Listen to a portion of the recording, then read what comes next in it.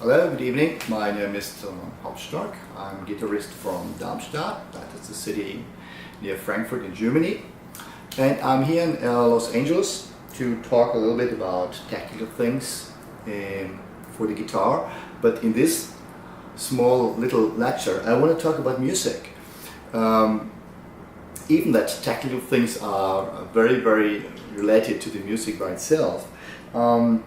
The best education, musical education for guitarists, in my opinion, is the music by Fernando Sor, and especially his studies, and especially the studies Opus 60, because these pieces are a bit less difficult, and you can learn a lot about phrasing, about sound, about different voices, because Sor, he always wrote in a very polyphonic way, in a very advanced way. And I want to give you a little example about phrasing. In study number 14, there is a study in E minor, and the very interesting thing is that you can phrase this piece in many various ways, and I want to show you. I tried to play it first in a very objective way, which is quite difficult, but I try to do.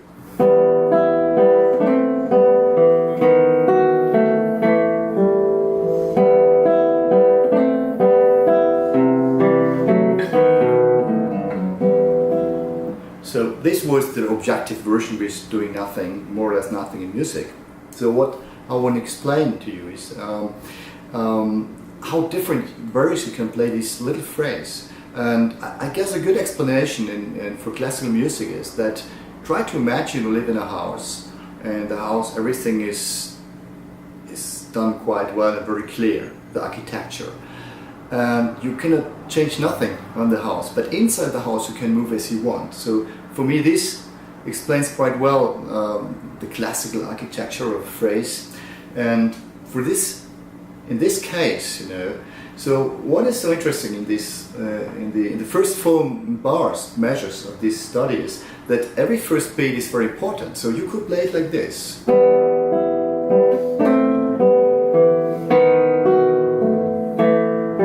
So the first measure is the beginning. Then you have a double appoggiatura of this.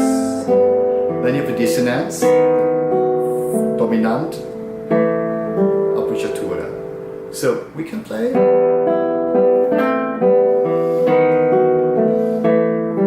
But maybe for some of you it's a bit fragmented. So you have to find the priority. What's more important for you? Let's say maybe the dissonance could be.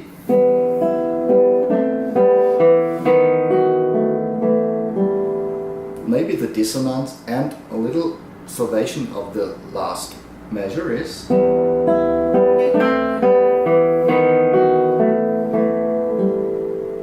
Or you think maybe the 4th measure is the most important thing?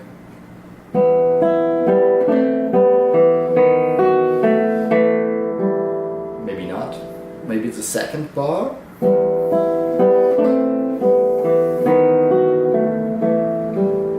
Maybe a little crescendo with combining different things.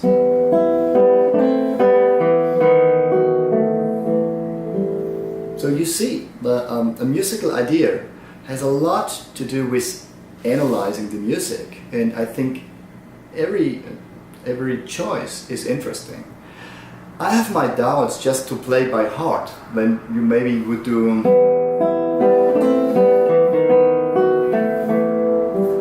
You can do like this, it's very musical, but maybe it goes a bit too far for a very simple, nice phrasing. To study music by Fernando Sor means to learn taste and to reduce all the opportunities you have, to reduce it, to do in a very sensitive way, not to show too much. And I think this works out very well with all the music, even the very extreme romantic music, where you can use many more rubato. But the most important thing for me in general is just to build up a very clear, simple phrase with some priorities inside of the phrase, and then I guess I start to think about a real interpretation, and maybe this idea can help you when you study music, not only classical music, not only music by Fernando Sor, but even when you play Bach, when you play Costa or Barrios, this basic idea always helps me and hopefully you to find a good solution for a good architecture inside of the music before we start to let speak our heart without control. So I hope you enjoyed the video and thank you for your patience.